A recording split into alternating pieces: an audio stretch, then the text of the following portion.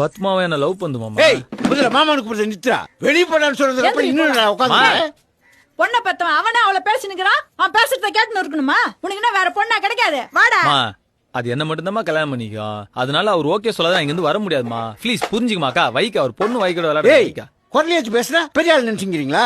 உமா விட்டு போற. டேய் இப்ப நீ வர போற இல்லையாடா?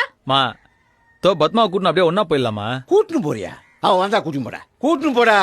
ஏன் பொண்ணுடாவா? பயமாக்குது இல்ல? வரமாட்டுட்டா அவமானமா போடுன்னு பயமாக்குது இல்ல? பயமா தான் இருக்குது. ஆனா நீங்க நினைக்கிற மாதிரி பயமா இல்ல. நான் கூப்பிட்டா அது வந்துருமாமா. ஆனா நாளைக்கு கல்யாணத்துக்கு அப்புறம் நம்ம அடிக்கடி பாத்துக்கணும். என்ன ஒரு டைம் பார்க்க சொல்லி இவனுக்காக நம்ம பொண்ணு நம்மள விட்டு போயிச்சேன்னு ஃபீல் ஆயிடுவீங்களேன்னு பயமாகுது. அதனாலதான் கூப்பிட்டாதுக்கிறேன். என்ன பத்மா கரெக்டு தானே? நீங்க ஓகேன்னு சொன்னாதான் நான் கல்யாணம் பண்ணிப்பேன் மாமா. அப்ப நான் சாவர வரைக்கும் பொண்ணு கல்யாணமே நடக்குதுடா.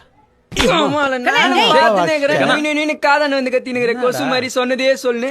அந்த மஞ்சள் வந்து அவளை பேசுறாரு. உன் பொண்ணு சப்போர்ட் இல்ல பேசுவாரு. புள்ள என்ன பண்றான்னு தெரிஞ்சு வச்சுக்கிறல.